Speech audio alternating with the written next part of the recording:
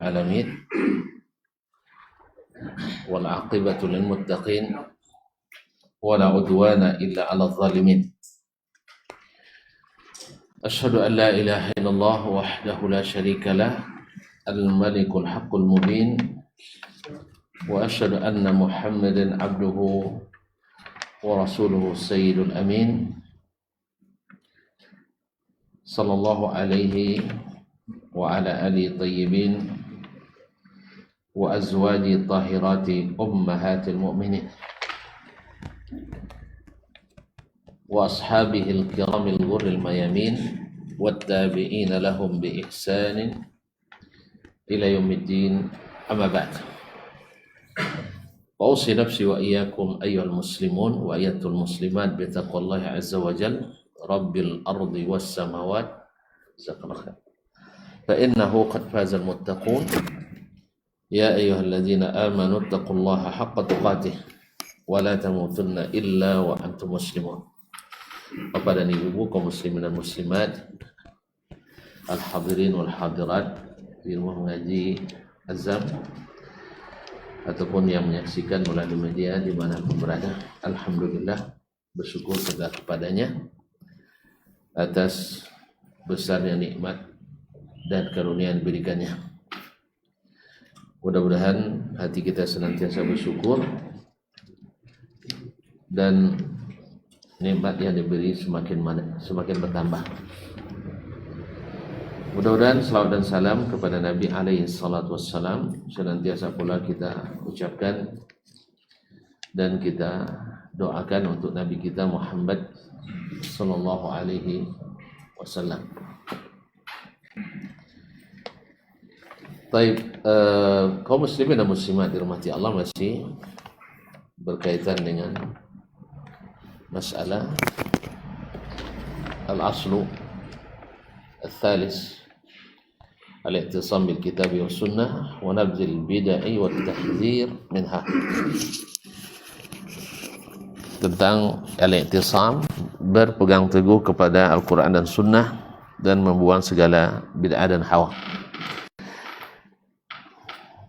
Syekh menyebutkan ikhbarun Nabi sallallahu alaihi wasallam ummatahu bima yakunu min imatati sunani wa ihya'il bid'i wa fusuwil jahli, yaitu tentang pemberitaan dari Nabi alaihi salatu wassalam bahwa akan terjadi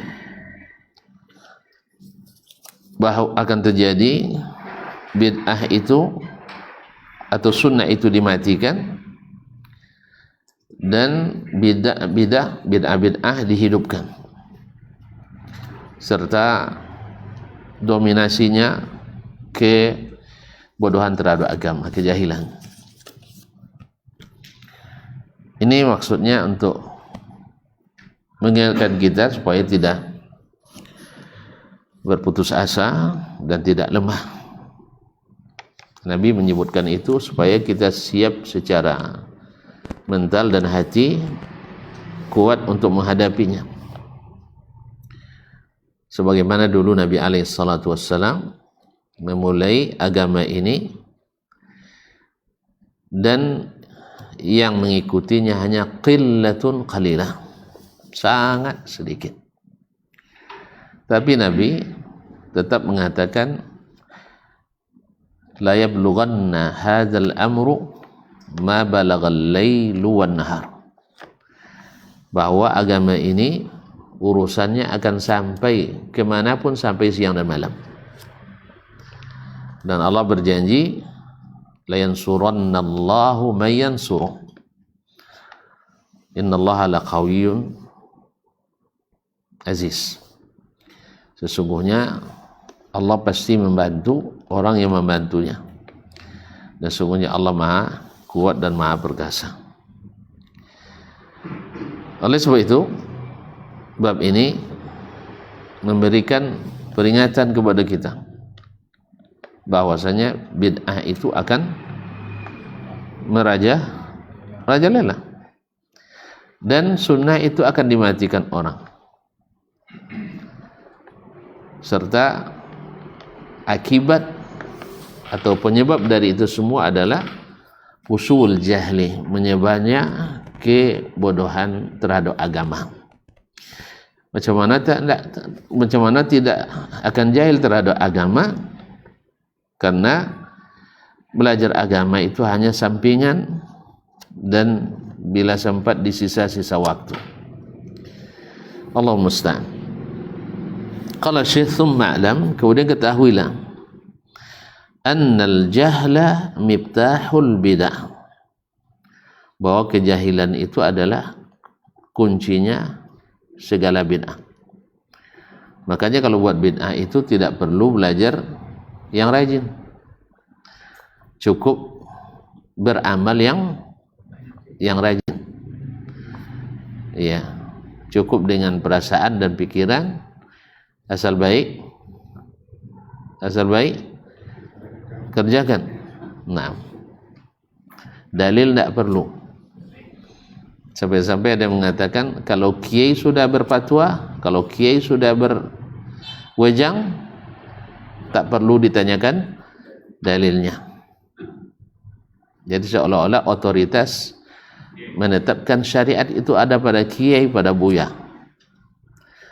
Padahal seperti kata Imam Asy-Syafi'i rahimahullah, yang kebanyakan kiai itu mengikut Syafi'i, Allah tidak berikan hak taat mutlak kepada seorang hamba pun kecuali kepada Rasulullah sallallahu alaihi wasallam. Makanya kalau kiai yang berfatwa harus ditanya apa dasarnya. Maksudnya bukan mendesak kiai, bukan, maksudnya kalau tidak berdalil tinggal aja pendapat kiai itu, maksudnya jangan bikin pula kiai bersedih pula, enggak. Ikut berdalilnya kiai, enggak, jangan. Nah, tapi kalau sempat misalnya ya kita ingin untuk tasabbut, klarifikasi, sah-sah saja. Jangankan kita, Nabi saja sallallahu alaihi wasallam diklarifikasi oleh umatnya, orang Badui. Allahu amarka bihaza. Ini benar Allah yang suruh kamu nih Muhammad, katanya. Cuma yang Nabi aja. Zat, masa kiai tidak boleh tanya? Nah, Allahu amaraka, benar Allah yang menyuruh kamu. Ada Nabi. Masa awak tidak boleh pula ditanya seperti itu. Jadi kaum muslimin dan muslimat rahmati Allah. Nah, tidak boleh ditanya itu, tidak boleh ditanya dalil adalah salah satu usaha untuk menjaga kejahilan umat. Supaya apa? Bebaslah para petinggi yang berbuat seinginnya, apa yang dia inginkan. Kama annal ilma miftahus sunan. Sebaliknya ilmu adalah kunci kita mengenali sunnah-sunnah. Kalau sunnah memang harus dicari dan harus dipelajari. Harus berjalan jauh kadang untuk memeriksa, untuk mencarinya. Banyak kisah-kisah para ulama kita dari berbagai tempat atau ke berbagai tempat dia mencari sunnah-sunnah Nabi alaihi salatu wassalam. Tidak lahir kitab Sahih Bukhari, Sahih Muslim, wa baqiyatus sunan kecuali dari usaha mereka mencari ilmu itu, mencari ilmu kemana-mana. Kadang-kadang sampai tidak sempat makan gara-gara nuntut ilmu. Nah, gara-gara nuntut ilmu sampai tidak sempat makan. Maka tidak jarang mereka juga mengalami sakit-sakitan. Karena tadi tidak sempurna makannya. Bahkan sambil menuntut ilmu sampai disuapin oleh saudarinya. Akhirnya karena tidak tahu kadar kenyangnya, akhirnya kekenyangan dan mati. Subhanallah. Seperti kisah Imam Muslim rahimahullah, sambil mencatat hadis, korma setandan dikasih sama saudari perempuannya, maka juga terus menulis terus. Akhirnya tidak tahu kenyang, wa minhu mat. Rahimahullah ta'ala. Wa inna man tashara al-bid'u bi jahlin qad taghawwara fil uqul. Menyebarnya segala bid'ah itu karena kejahilan yang sudah masuk mendalam di dalam pikiran. Jadi kita lihat sendiri fenomena dinamika dakwah. Orang-orang para penjajah bid'ah itu baginya bid'ah itu sesuatu yang harus dilakukan. Tahu dia misalnya bid'ah itu mungkaroh tapi tidak bisa ditinggalkan dengan berbagai alasan. Sudah menjadi budaya atau mereka kan niatnya baik. Niatnya baik seperti bid'ah dalam akidah kan sama-sama nak menyucikan Allah. Ya kalau gitu seperti kata Syekh Ibnu Utsaimin rahimahullah, "Law kana ad-dinu bil 'atifah la kana ahlul bid'ah wal ahwa kulluhum 'alal haqq." Kalau ikut perasaan, ahli bid'ah semuanya di atas kebenaran. Ya kan?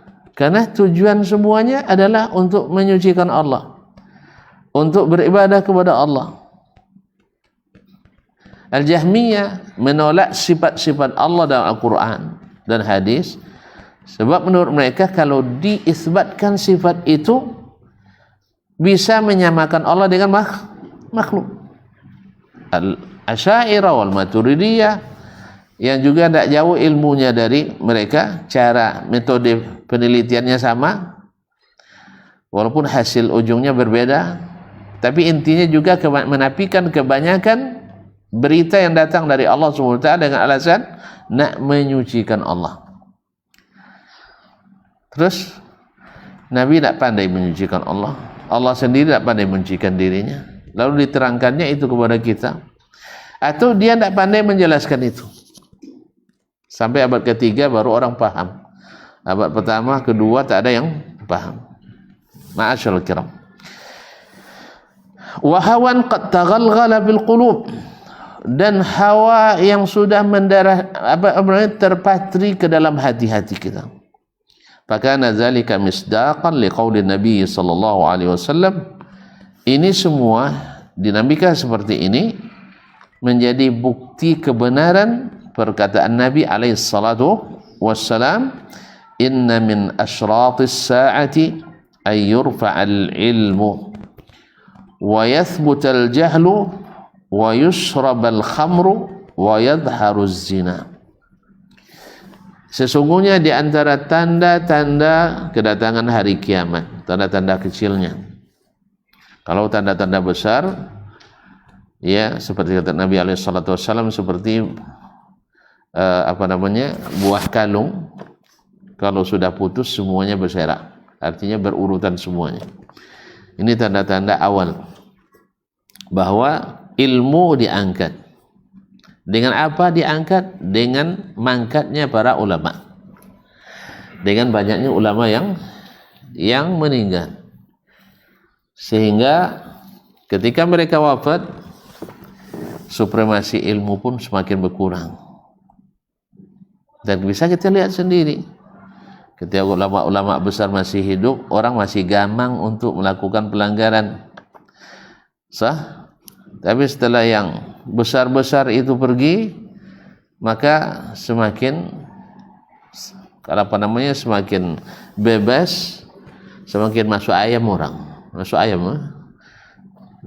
berbuat hal-hal yang mungkar. Karena bagi mereka yang disegani itu yang betul-betul besar dengan ilmu dan amalnya sudah tiada. Akhirnya ilmu pun semakin berkurang. Wa yathbutal jahlu, kalau ilmu diangkat maka kejahilanlah yang akan dominan. Nah, kalau sesama jahil tak boleh saling menjahili. Itulah kaidahnya. Sesama jahil tak boleh saling menjahili. Selama sesat tak boleh saling menyesatkan, selama salah tak boleh saling menyalahkan. Itulah yang terjadi.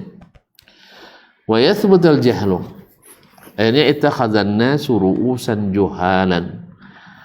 Lalu yang dijadikan sebagai pimpinan-pimpinan keagamaan itu, tokoh-tokohnya adalah orang-orang yang jahil.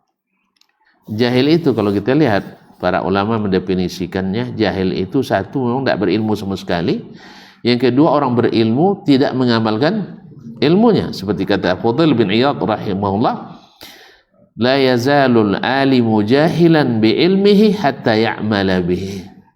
Seorang yang berilmu masih terhitung jahil kalau belum mengamalkan ilmunya. Dia sudah tahu bahwasanya cara menyucikan Allah ini Al-Quran dan hadis. Kalau sudah Al-Quran dan hadis, itu yang hak, tidak ada setelah yang hak itu kecuali al-batil. Wa ma ba'dal haqqi illa ad-dhalal. Tidaklah secara yang hak itu kecuali kesesatan. Al-Quran menjelaskan, hadis menjelaskan, ijma'us salaf menjelaskan, tiba-tiba kita ambil dari yang bertentangan dengannya karena berdasarkan pikiran dan hawa. Lalu kita mengakui juga hal itu sebagai dengan alasan sama-sama nak menyucikan Allah. Berarti kita tidak mengamalkan ilmu yang kita ketahui. Nah, wa yusrab al-khamru wa yadhharu az-zina aw yadhharu az-zina. Dan khamar sudah biasa diminum. Maksudnya dah bebas. Dulu orang minum khamar itu sembunyi, dianggap ilegal. Nah, sudah itu jadi legal untuk sebagian orang, untuk tamu-tamu dari negeri-negeri dulu kafir, nama sekarang non muslim. Nah, habis itu jadi legal bagi kalangan tertentu yang berizin. Sudah itu semuanya dapat izin. Allah musta'an. La haula wala quwata illa. Nah, kalau sudah masuk ke bab itu, dan khamar itu ummul khaba'is, kata Utsman bin Affan. Dikisahkan bahwa ada seorang ahli ibadah di masa umat sebelum kita, disuruh datang oleh seorang wanita berzina dengan alasan untuk minta bantuannya. Setiap dia masuk satu ruangan, ditutup pintu dan dikunci, ditutup dikunci. Di situ sampai kepada seorang wanita yang cantik memang. Ia cantik dan mengajak, menarik. Akhirnya dia dipaksa pilih salah satu dari tiga. Satu dari tiga, antara minum khamar atau membunuh bayi yang lahir dari zina itu, atau berzina dengan wanita itu. Kalau tidak, saya akan berteriak, Anda sudah masuk ke kamar orang, itu tertuduh kita. Makanya Nabi pesan jangan sembarang masuk ke tempat orang lain, pasti kita tertuduh. Nah, makanya kalau ada yang misalnya kadang-kadang ditelepon orang perempuan, datang jangan sendiri, bawa orang lain, karena sendiri itu sangat rentan. Seperti seorang syekh ditelepon oleh seorang ibu di tengah malam, tolong saya syekh. Ya, dia baca orang lain. Ternyata anaknya meninggal dalam keadaan berbuat maksiat. Allah musta'an. Akhirnya dia pikir-pikir waktu itu mana yang paling ringan. Ahli ibadah itu yang paling ringan, katanya minum khamar. Sebab memang kalau diurut dosanya, membunuh lebih besar dari zina. Zina lebih besar daripada minum khamar. Cuman masalahnya siapa yang minum khamar, ancak nampak perempuan sudah itu. Kan ya? Hilang akalnya, disuruh membunuh. Akhirnya ketiga dosa itu dia buat. Gara-gara khamar. Maka khamar itu ada ummul khaba'is. Ibunya segala kekejian. Zahirnya memang kecil dibanding yang duanya. Tetapi ternyata akibat daripada khamar itu berzina, jadi membunuh penjadi. Kita lihat, bila khamar jadi minuman resmi, tidak payah nengoknya, pasti kawannya zina. Dan pasti kawannya membunuh. Ya, karena kalau lahir dari zina tentu pergi ke aborsi. Kalau dah tega membunuh seperti itu, dan minum juga melahirkan perkelahian, sehingga terjadi juga perseteruan dan pembunuhan akibat daripada kejahilan dengan agama. Wa min alamati zalika tatabbu'ul mutasyabih minan nusus. Di antara tanda-tanda kejahilan itu adalah sengaja mencari-cari ayat mutasyabihat min kitabillah. Kadang bukan mutasyabihat dijadikan mutasyabihat. Wa min sunnati Rasulillah sallallahu alaihi wasallam, dan mutasyabihat dari sunnah Rasulullah sallallahu alaihi wasallam. Wattiba'i ghairi sabilil mu'minin fit tasdiqi bil mutasyabih, dan tidak mengikuti jalannya orang-orang beriman. Siapa jalan orang beriman itu? Sahabat radhiyallahu anhu. Wa may yushaqiqir rasula min ba'di ma tabayyana lahul huda wa yattabi' ghaira sabilil mu'minin nuwallihi ma tawalla wa nuslihi jahannam wa sa'at masira. Siapa yang mendurhakai Rasul sallallahu alaihi wasallam setelah jelas baginya petunjuk dan mengikut selain jalannya orang beriman, yaitu as-sahaba radhiyallahu anhum, maka kami palingkan dia ke tempat dia berpaling, kemudian kami campakkan ke dalam neraka jahannam, dan jahannam itu adalah seburuk-buruk tempat kembali. Kaum muslimin, inilah yang dimaksud oleh Imam Asy-Syafi'i rahimahullah, la yahillu liman istaba'a lahu sunnatu ay yatrukaha liqauli ahadin kainan man kan. Tidak halal bagi seseorang yang jelas baginya sunnah, lalu dia tinggalkan sunnah itu karena mengikut perkataan seseorang, siapapun orangnya.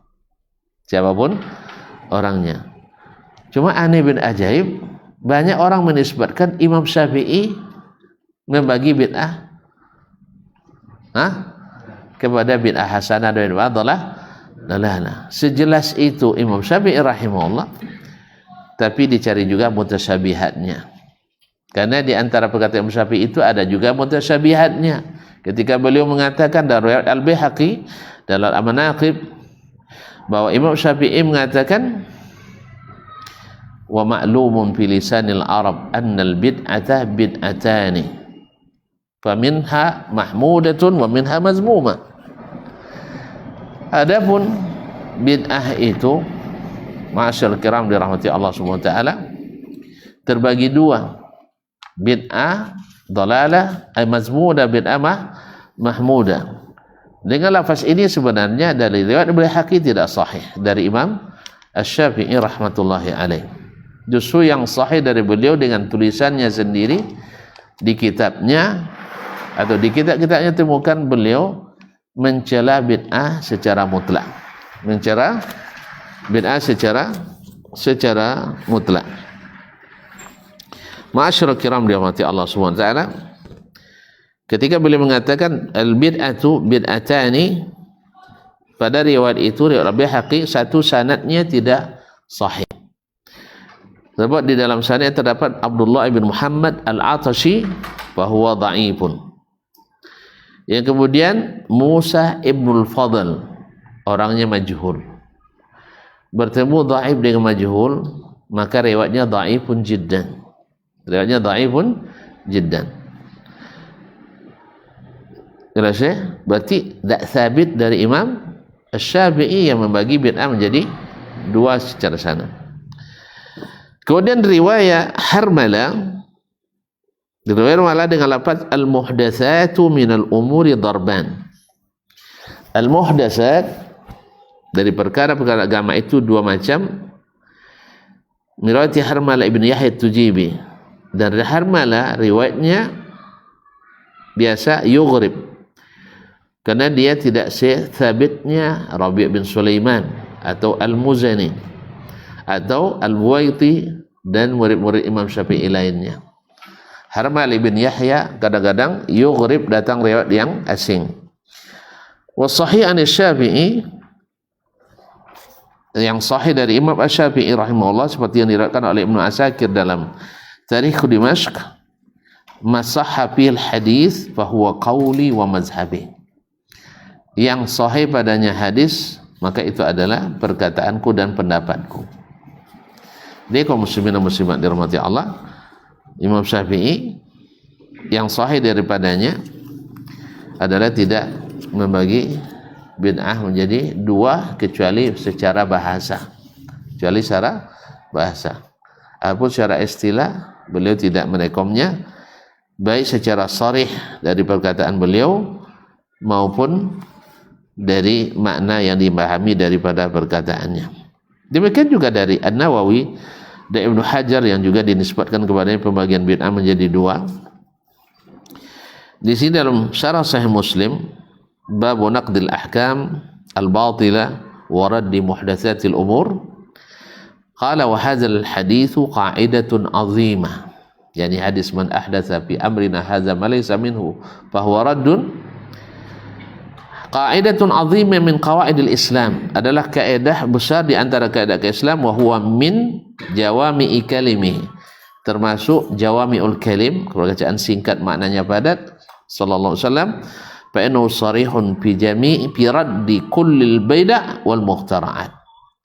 Ini menjadi sarih, terus terang, jelas menolak semua bid'ah dan yang diada-adakan. Demikian juga Al-Hafiz Ibnu Hajar. Masya Allah sudah azan Isya. Kita dengarkan azan dulu. Silakan.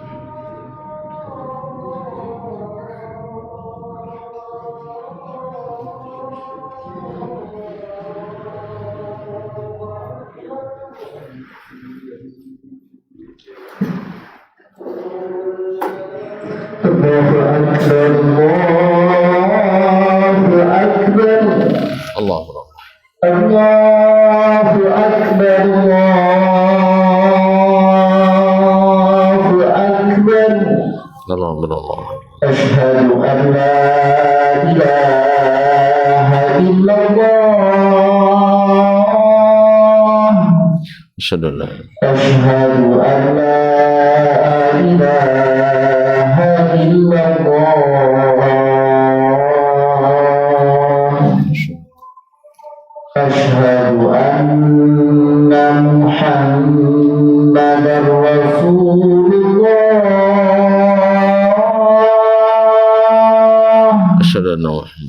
أشهد أن محمدا رسول الله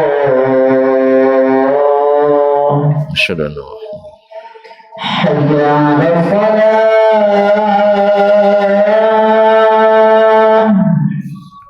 حي على الصلاة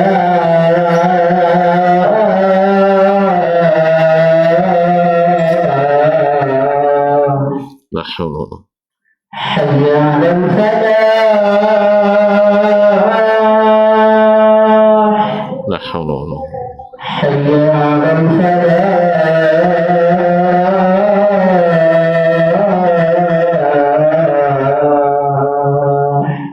لا حول ولا قوة الله أكبر الله أكبر والله لا إله إلا الله ما شاء الله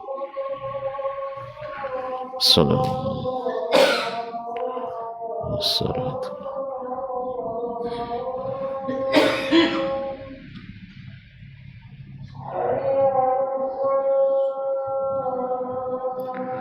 الله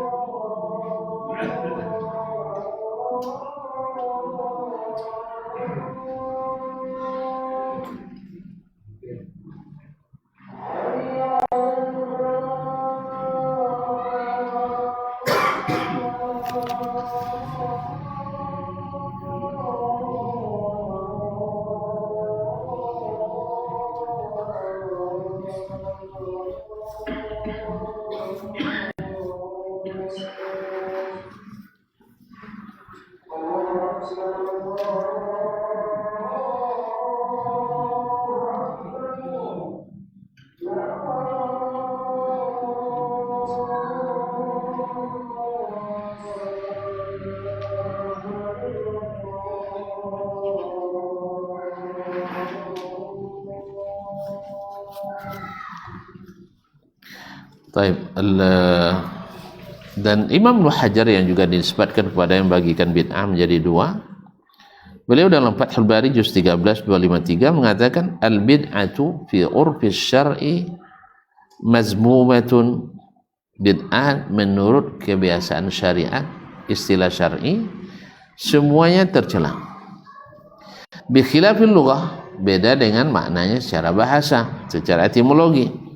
Fa inna kulla syai'in uhditha ala ghairi mithalin sabiq yusamma bid'ah. Karena semua yang diadakan tanpa contoh terdahulu dinamakan bid'ah menurut bahasa. Sawan kana mahmudan atau mazmuman, baik terpuji maupun tercela. Jadi secara bahasa iya, tapi secara syariat bid'ah itu semuanya mazmumah, tercela. Wa qala aidan fayashmalu lughatan ma yuhmad wa yuzam. Di juz 13 278, maka makna bid'ah mengandung sesuatu yang dipuji dan yang dicela.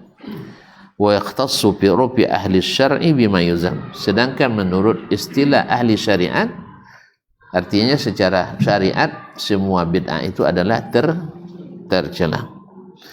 Dan ini juga perkataan Imam Ibnu Hajar Al-Haythami dalam Fatawa Al-Makkiyah. Wallahu ta'ala alam. Jadi sudah kita lihat riwayat dari Imam Syafi'i yang mengatakan bid'ah terbagi dua. Tadi isnadnya dhaifun jiddan. Justru yang sahih dari beliau adalah sesuatu yang ijma' as-salaf melakukannya, tetapi walaupun tidak terdapat dalam Al-Quran dan Sunnah secara sharih, itu yang dibolehkannya, tapi dengan syaratnya ijma' as-salaf. Ijma' as-salaf. Siapa as-salaf? As-sahabatu radhiyallahu anhum ma'an nabi alaihi salatu wassalam, dan siapa yang mengikuti mereka dengan baik. Nah, Syekh mengatakan wa min alamati zalika, di antara tanda-tanda dimatikannya bid'ah itu adalah tatabbu'ul mutasyabih minan nusus, yaitu mencari-cari ayat-ayat atau hadis-hadis mutasyabih min kitabillah wa min sunnati Rasulillah SAW, wattiba'u ghairi sabilil mu'minin, dan mengikut jalan yang bukan ditempuh oleh orang-orang beriman, yaitu para sahabat. Seperti dalam ayat, apa jalannya mereka? Fit tasdiqi bil mutasyabih, membenarkan semua yang mutasyabih, wal imani bihi, dan mengimaninya, wa tarkil khawdi fihi, dan tidak mendalami dan tidak terlalu mendalam membahasnya dan tidak memperdebatkannya, wa raddihi ilal muhkam, dan semua yang mutasyabih itu dikembalikan kepada yang muhkam, Kama qala azza bin qailin bil kitabil aziz, seperti yang Allah sebutkan dalam kitabnya Al-Aziz, huwa allazi anzala 'alaikal kitaba minhu ayatun muhkamatun hunna ummul kitab wa ukharu mutasyabihat. Fa ammal ladzina fi qulubihim zayghun fayattabi'una ma tashabaha minhu ibtigha'a al-fitnati wa ibtigha'a ta'wilihi wa ma ya'lamu ta'wilahu illa Allah. Warasikhuna fil ilmi yaquluna amanna bihi kullun min indi rabbina wa ma yadhakkaru illa ulul albab. Ali Imran ayat 7. Dialah Allah yang telah menurunkan kepadamu Alkitab, minhu ayatun muhkamat, di antaranya terdapat ayat-ayat yang muhkamat. Hunna umul kitab, dialah sebagian besar ayat-ayat Al-Quran. Ya, sebagian besar ayat Al-Quran itu adalah muhkamatun, artinya mudah dipahami, seperti yang disebutkan oleh Ibnu Abbas tafsir Al-Quran itu ada 4. Pertama, yafhamuhu kullu ahad, langsung dipahami oleh semua orang.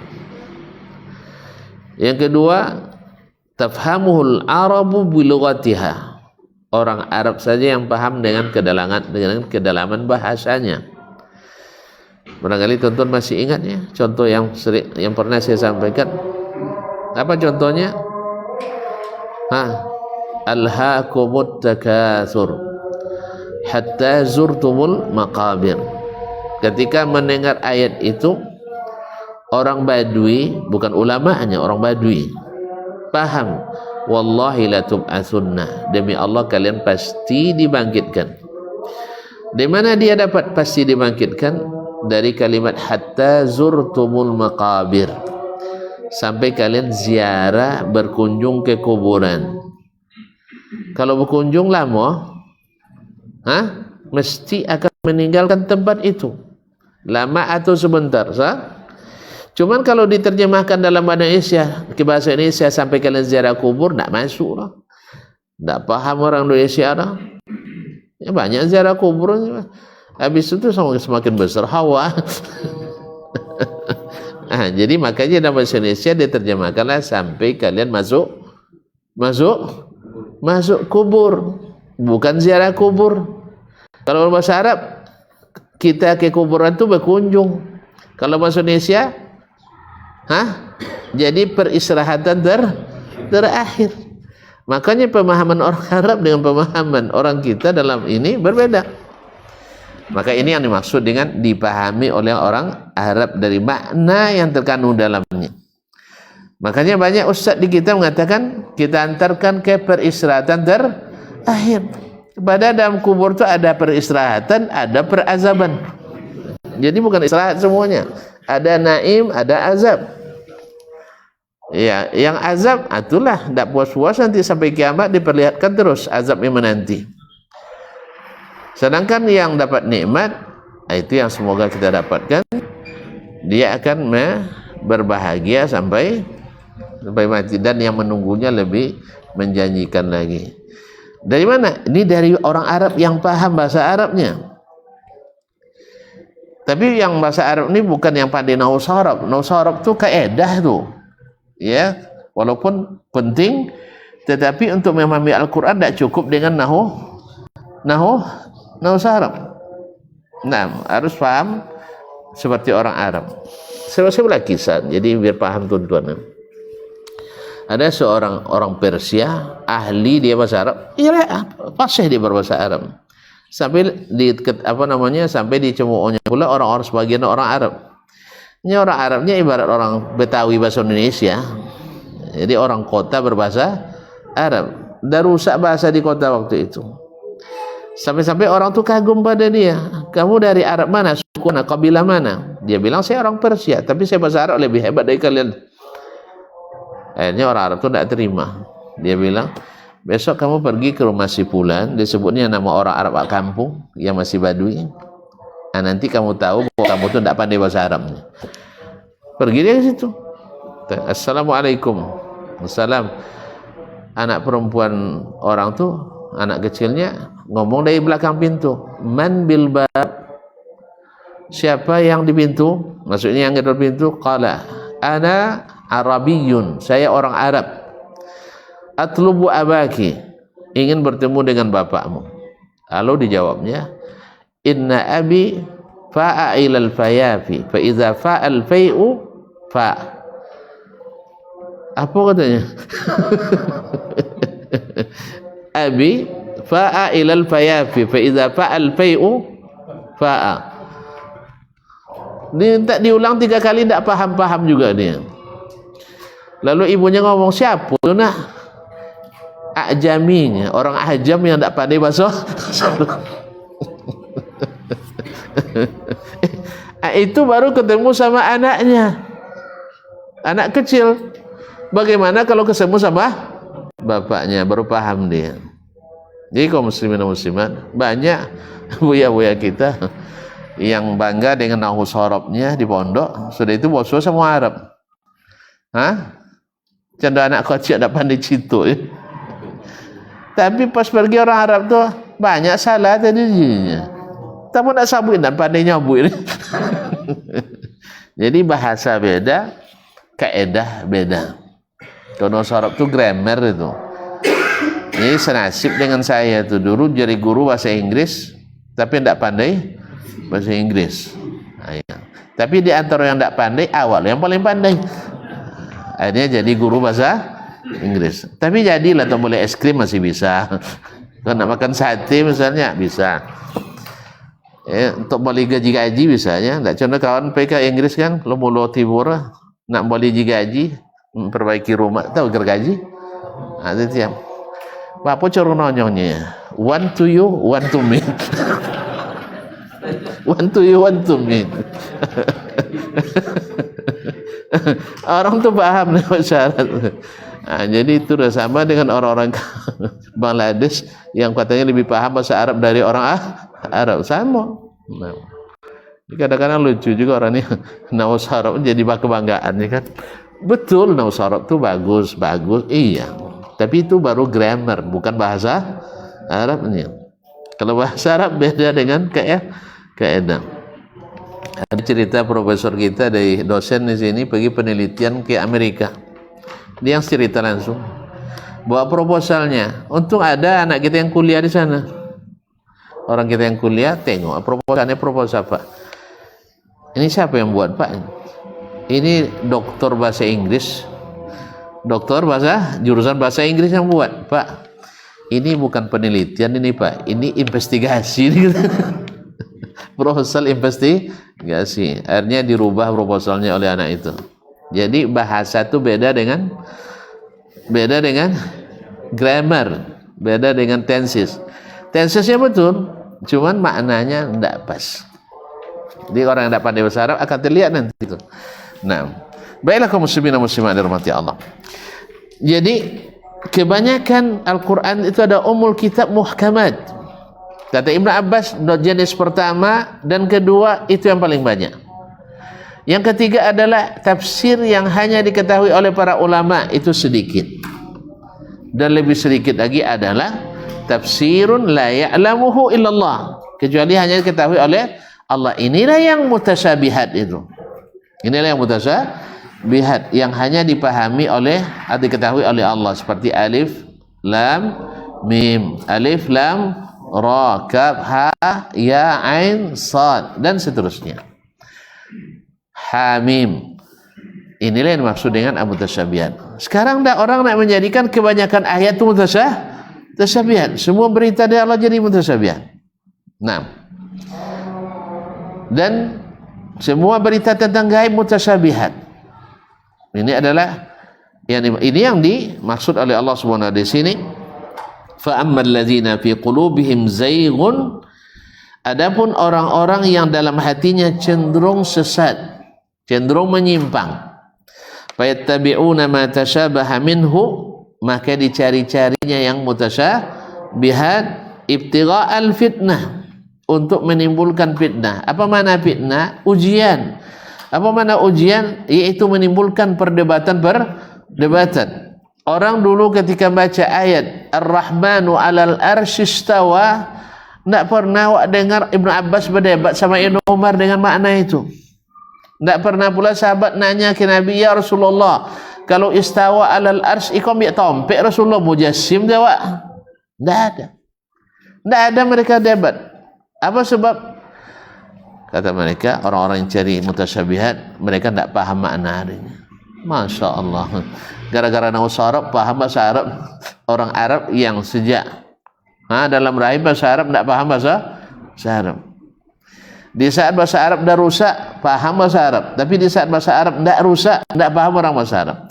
Tidak masuk ya kawan. Mereka tidak berdebat karena paham. Kalau sempat tidak paham, masa diridhai agamanya? Tidak tahu. Makna Quran sudah itu diridhai radhiyallahu anhu. Ini tidak masuk. Oleh itu kaum muslimin dan muslimat, pada Nabi katakan khairu ummati qarni, sebaik-baik umatku adalah di generasiku, thumma allazina yalunahum. Dan alhamdulillah ketika Nabi ditanya tentang aliran yang tidak sesat itu, Nabi bilang yang beragamanya seperti saya dan para sahabat saya. Wabtigha'a ta'wilihi, dan mereka mencari-cari ta'wilnya.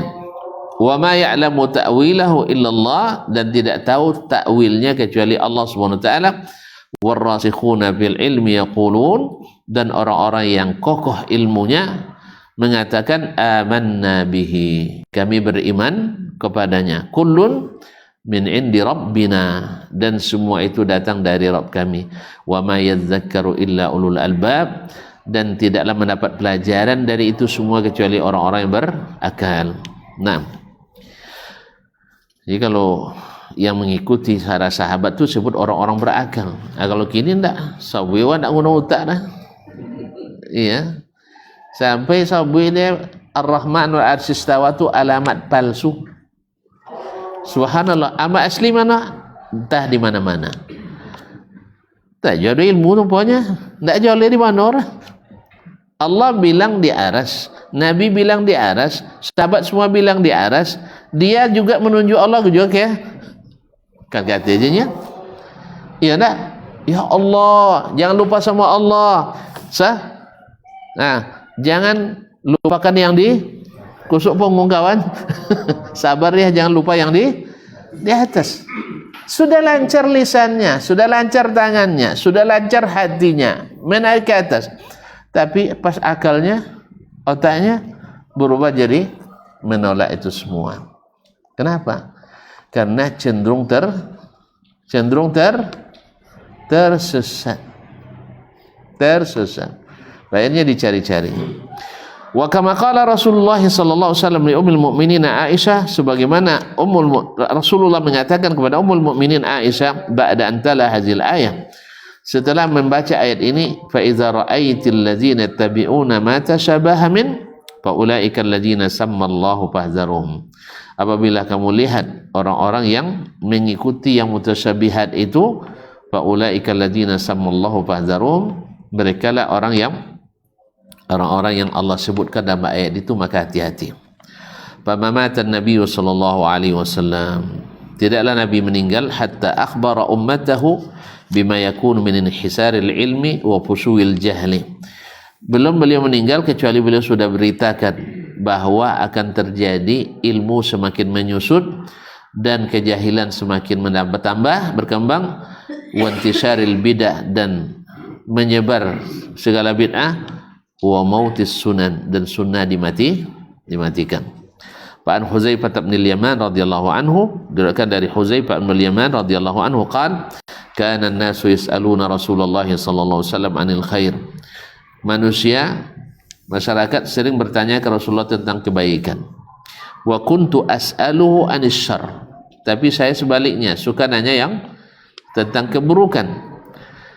Makhafata idrikani, karena saya takut nanti terlibat di dalamnya, saya terkena olehnya. Faqultu ya Rasulullah, saya katanyakan, ya Rasulullah, inna kunna fi jahiliyatin wa syarr. Ya Rasulullah, kita dulu dalam jahiliyah dan keburukan. Faja'an Allah bihadzal khair, lalu Allah datangkan kebaikan ini, yaitu Islam. Fahal ba'da hadzal khairi syarr, apakah setelah kebaikan ini ada keburukan lagi? Qala na'am, iya ada. Faqultu hal ba'da dzalika syarri min khair, apakah setelah keburukan itu ada lagi kebaikan? Qala na'am, ada. Wa fihi dakhan, cuman ada dakhannya. Dakhan itu ada asapnya, ada hal-hal yang tidak sesuai. Qultu fama dakhanuhu aw ma dakhanuhu, yang menjadi asapnya apa, dakhannya apa? Qal qaumun yastannuna bi ghairi sunnati, yaitu orang-orang yang mengambil selain sunnahku. Nya ahli sunnah nya, tapi tidak sunnah. Nya ahli sunnah asli, tapi campur-campur. Jadi mengambil sunnah bukan sunnahku. Wa yahduna bi ghairi hadi, dan membawa petunjuk yang tidak aku tunjukkan. Nya berdasarkan hadisnya, cuman tidak seperti yang Nabi laksanakan. Contoh tadi, contoh buat martabak Mesir, masih ingat kan? Contoh buat martabak Mesir, topung halal, minyak halal, bawang halal, apa lagi? Daging halal. Hah? Apa lagi? Hah? Lado halal. Habis itu dimasak dengan cara yang halal. Maka kalau martabak Mesir halal. Tapi cobalah ditambahkan yang halal yang lain, habis itu menjadi khamar halal. Enggak. Jadi baca Quran sunnah, ziarah ke rumah orang mati sunnah, sah. Menghibur orang yang sudah meninggal keluarganya sunnah. Pergi ke sana berdua bertiga, enggak ada batasan. Taib, halal semua, sunnah semua, iya. Kenapa jadi bid'ah? Prosesnya. Prosesnya. Proses yang antum lakukan itu adalah proses bid'ah yang tadi diakui Nabi. Ada orang setelah meninggal 3 hari, 7 hari zaman Nabi, ketika Nabi wafat, siapa memimpin doa? Siapa yang makan kepala kambing waktu itu? Iya kan? Ada enggak? Ada malam penyisihan, semifinal dan malam final. Jadi prosesnya masalah, bukan baca Quran dilarang, bukan takziah itu dilarang, bukan menghibur orang yang meninggal keluarganya dilarang. Jelas ya? Bukan korma yang dilarang, cuman antum buat korma, buat dari korma khamar. Kalau antum buat dari korma, apa namanya? Setelah khamar, cuka, boleh. Atau antum buat sebelum apa namanya? Buat dari korma agar korma, boleh. Atau dari korma antum buat susu tetangga, apa namanya? Susu kurma apa? Ini adalah tetangganya. Kopi tetangga. Sebagainya halal. Tapi kalau antum jadikan khamar, proses jadi khamar haram. Makanya sunnah bila prosesinya didasarkan bid'ah, dia jadi bid'ah. Karena untuk jadi bid'ah itu ya satu saja unsurnya dan selesai, rusak semuanya. Tapi kalau jadi ahli sunnah harus sempurna. Jadi ahli bid'ah satu aja bid'ahnya sudah jadi ahli bid'ah kita. Jelas? Orang Murji'ah bid'ahnya satu, bahwa iman tak berpengaruh padanya amal, selesai, jadi ahli bid'ahnya. Orang Qadariyah mengingkari takdir, walaupun amalan yang lainnya ikut ahli sunnah semuanya, tapi dia jadi ahli bid'ah. Orang yang mengkira sifat-sifat Allah, al-mutakallimin, walaupun mungkin di amalan yang lain sama-sama sholat 5 waktu berjamaah, sah, cuman karena mereka menafikan sifat-sifat Allah, akhirnya menjadi ahli bid'ah karena menyimpang, tidak mengikuti jalan orang beriman. Qaumun yastannuna bighairi sunnati wa yahduna bighairi hadi ta'rifu minhu wa tunkir. Memang betul. Ada yang kamu kenal ma'ruf dari mereka, ada pula yang kamu kenal mungkar, bercampur-campur. Betul kata Nabi alaihissalatu wassalam, tidak memurnikan. Jadi dalam sunnah ada bid'ah, dalam bid'ah ada sunnah. Akhirnya tentu mutasyabihat semua jadinya. Ya, dikatakan al-sunnah salah pula, ada bid'ahnya. Dikatakan ahli bid'ah marah pula. Iya kan? Akhirnya berebutlah orang dengan gelar ahli bid'ah. Ahli sunnah.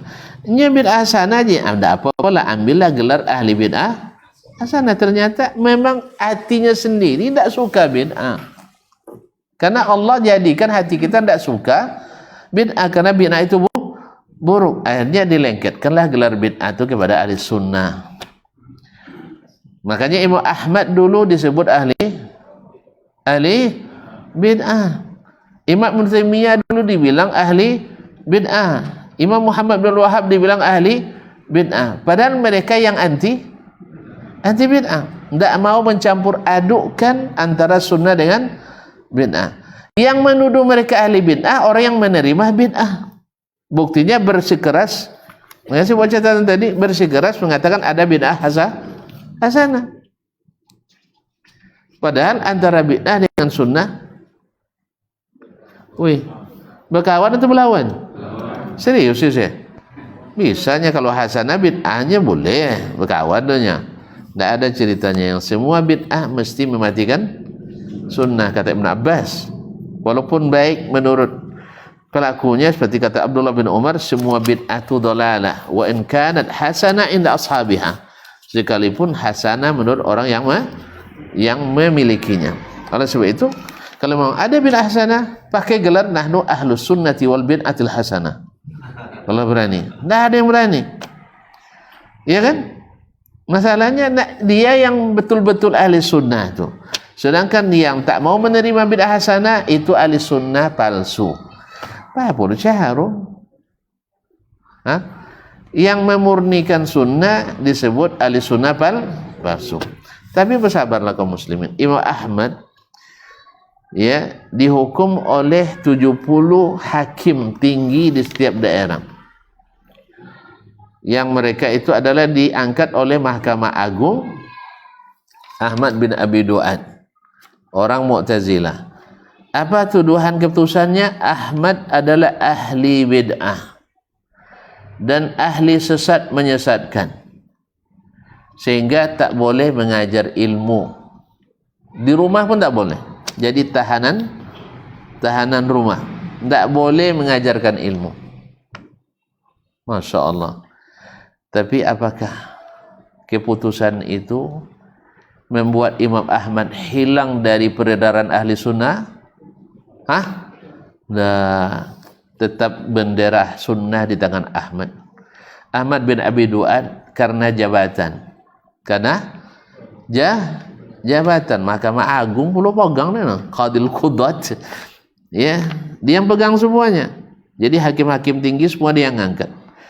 Tapi akhirnya nama-nama yang 70 tadi hilang. Ahmad bin Abi Du'ad kalau tidak dewasa dalam keburukan, tidak sampai komen nomor kan? Tapi Ahmad bin Hanbal sampai kemana-mana. Bedanya kalau disebut Ahmad bin Hanbal rahimahullah, imamu ahli sunnah bila munaza'ah. Tapi kalau Ahmad bin Abi Du'ad dia cuma waktunya wapu kojo. Nah, jadi makanya ini jadi pelajaran bagi semua orang yang datang setelahnya. Tidak ada yang bahagia. Dulu Nabi dituduh sesat menyesatkan oleh Abu Jahal, Abu Lahab, hilang mereka jadi sampah sejarah. Sampah sejarah. Kalau dah sabuk sejarah sakit pawik tengok dah. Ya kan? Nak buta kita nyebut nama mereka. Sahih? Tidak pernah ada doa kebaikan untuk mereka. Betul? Nah, padahal Nabi disebut pemecah belah umat waktu itu. Dakwanya berbahaya, radikal, intoh. Nabi sendiri. Nah, kemudian di saat banyak aliran pemikiran di abad ketiga di Bani Abbasiyah, maka dominan pula orang Mu'tazilah. Akhirnya Ahlussunnah disudutkan. Kemudian abad ke-7 sampai ke-11, maklum sekali ya, abad ke-5 lah, abad ke-6 sampai 11, dominan pula Ahlul Kalam, Asy'ariyah Maturidiyah. Akhirnya Ahlussunnah disebut ahli bid'ah. Sampai di abad ke-7 atau ke-8, dan masuk awal abad ke-8, Ibn Taimiyah tampil membawa perjuangan Nabi. Kemudian Imam Ahmad, jadilah dia sebawa pengembali Alkitab dan Sunnah yang murni.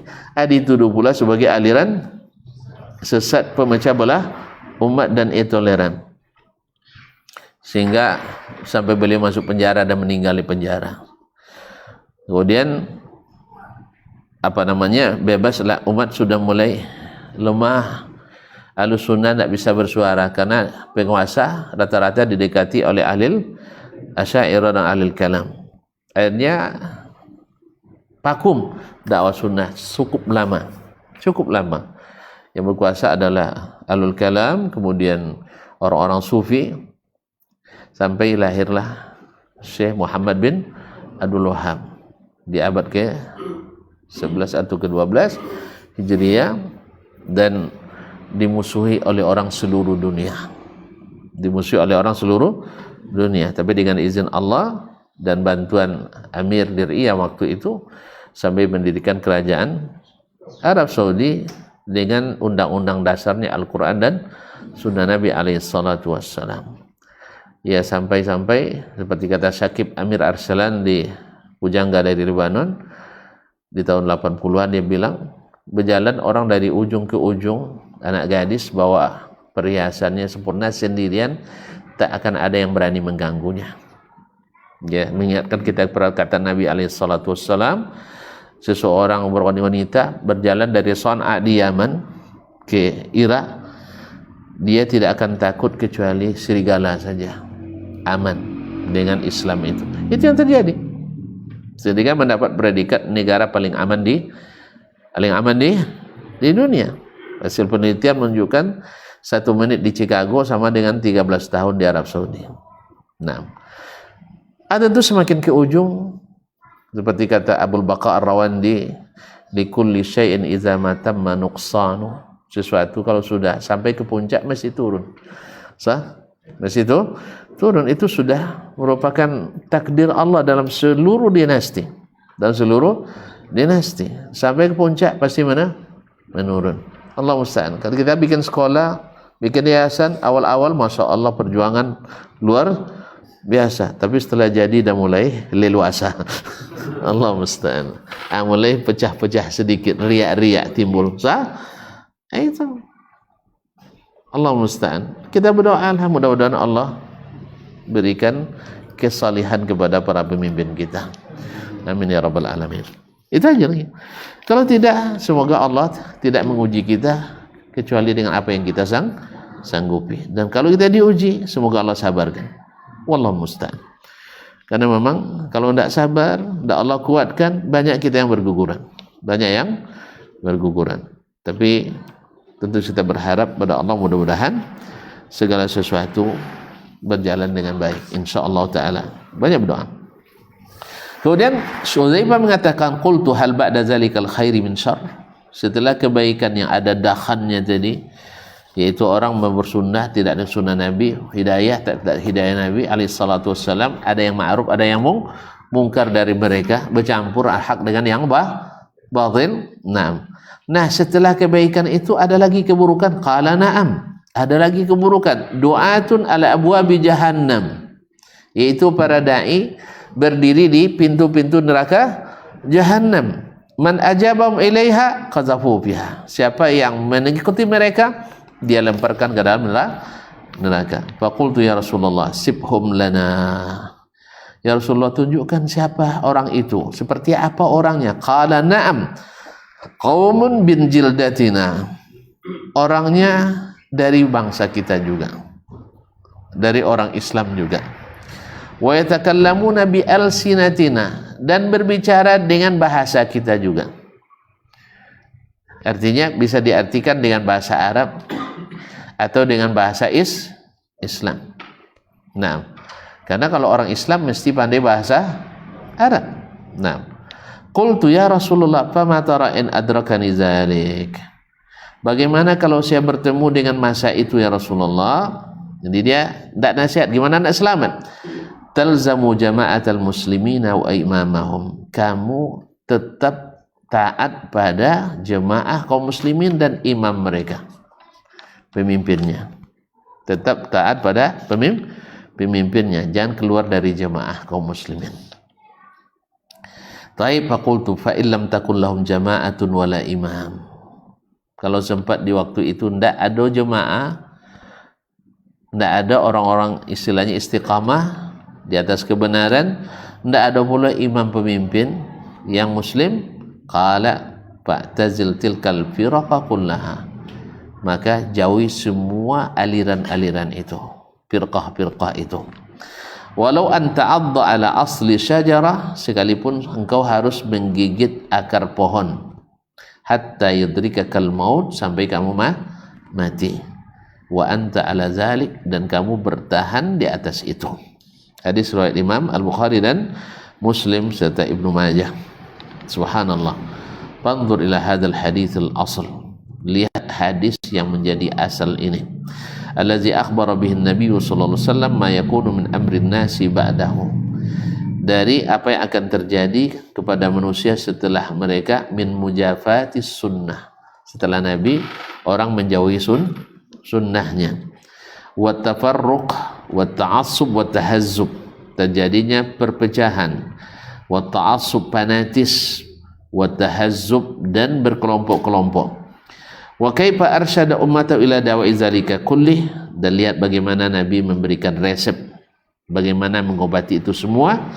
Wa inna ma darabna safan tawassu' fil kalami alaihi, dan kami tidak memperpanjang pembahasan dalam masalah ini. 5 sawfa ya'ti hawla min haditsin fi abwabil firaqi wal tizami jama'atil muslimin, karena akan ada pembahasan dalam bab-bab firaq dan hukum wajibnya bersama jemaah kaum muslimin.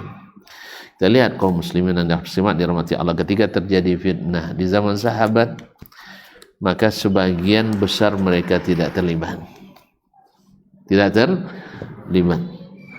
masa terjadi perselisihan antara Muawiyah dan Ali radhiyallahu anhuma, dari 35.000 jemaah kaum para sahabat yang masih hidup yang terlibat, seperti kata Imam Az-Zahabi rahmatullah alaihi, seperti yang diriwayatkan dari dari Umar bin Abdul Aziz, bahwa tidak terlibat di dalamnya kecuali antara 35 orang sampai 40 orang. Berarti sebagian besar menjauhi fitnah. Jadi kalau ada orang barat mengatakan mereka haus kekuasaan, ya memang orang benci itu seperti itulah, memfitnah terus. Ya, babantah orang lain Wahabiyun salah. Iya kan? Pokoknya bantang lain Wahabi yang salah. Tadi pijak samui dek gajah demo, bahasa Wahabi yang salah. Jadi kaum muslimin muslimat, orang yang benci itu selalu mencari kesalahan. Nah, dari 35.000 terlibat 35 orang, berapa persen? 1%? 0,01%. Banyak sedikit? Banyak sedikit. Mewakili? Secara demokrasi tidak mewakili. Secara demokrasi tidak mewakili. Karena memang mereka itu ingat benar pesan Nabi alaihissalatu wassalam. Dan yang 35 kenapa terlibat? Hanya pejabat-pejabat di kedua belah pihak. Pejabat di Muawiyah, pejabat di Ali bin Abi Thalib. Makanya antum kalau sudah masuk di lingkaran itu tidak bisa keluar. Berarti kalau gitu kita lihat kebanyakan sahabat menjauhi menjadi pejabat. Ya, kebanyakan menjauhi jadi pejabat. Dari 35.000, 35 coba yang terlibat dari kedua belah pihak. Nah, makanya adalah dusta besar ketika orang mengatakan sahabat juga manusia, haus juga kekuasaan. Itu ada perkataan dusta. Ya, dari 35.000 yang terlibat di pejabatnya 35 orangnya. Banyak tuh. Awak dari 35, 45 yang terlibat. Satu orang 3 jabatannya kan. Allah Ustaz. Nah, ini mereka enggak. Alhamdulillah. Nah, inilah jalan yang ditempuh oleh mereka. Itu makanya mereka selamat. Ikut pesan Nabi alaihissalatu wassalam. Iya. Kalau mereka tidak jelas mana imamnya yang benar ini, mereka jauhi sampai selesai masalah. Akhirnya ternyata memang Ali lah yang benar sebenarnya. Cuma Allah menakdirkan bahwasanya Ali terbunuh di tangan Khawarij. Muawiyah jadi target. Jadi on target oleh Khawarij, tapi Allah takdirkan dia selamat. Mungkin doa ibunya waktu kecil dulu. Seketika main-main masih kecil di masa jahiliyah dulu. Ibu-ibu orang Arab tuh mengatakan, ini Muawiyah ini besok jadi raja Arab ini. Kata ibunya, enggak, bukan hanya raja Arab, raja Ajam dan Arab. Masya Allah. Ternyata, walaupun lambat masuk Islamnya kan setelah Fathu Makkah, ayah masuk Islam, ternyata doa itu terkabul kayaknya. Walaupun Hindun berproses sampai dia yang mencari Hamzah, menjebak Hamzah di belah dadanya. Tapi akhirnya Allah berikan kebaikan setelah itu, setelah Fathu Makkah. dan dia lihat bagaimana anaknya benar-benar menjadi awwalu mulukil Islam, yaitu raja pertama dalam Islam, dan menguasai orang Arab dan orang Ajam. Allahu Akbar. Jadi makanya berdoalah yang baik untuk anak kita, ya, karena tidak lisan mana kita nggak tahu. Seperti dulu salah seorang imam Masjidil Haram, saya Sudes, ya, sedang nakalnya anak remaja kan, tapi emaknya doanya bagus. Saya doakan kamu jadi imam Masjidil Haram. Subhanallah. Jadi makanya senakal apa anak pun doakan yang baik, jangan doakan yang buruk. Sabar ya. Bang, kalau ceneko jadi preman pas bosak jalan jangan. Doakan dia jadi imam. Kalau imam Masjidil Haram kayaknya jauh benar kan. Tapi setidaknya imam Masjid Azam yang akan dibangun. Semoga Allah berikan rezeki secepatnya, amin. Baik, terima kasih dan mohon maaf. Kita jumpa lagi pada kesempatan yang akan datang. Wabillahi taufiq wal hidayah. Wallahu taala alam. Wassallallahu ala nabiyyina Muhammad wasallam. Wassalamualaikum warahmatullahi wabarakatuh.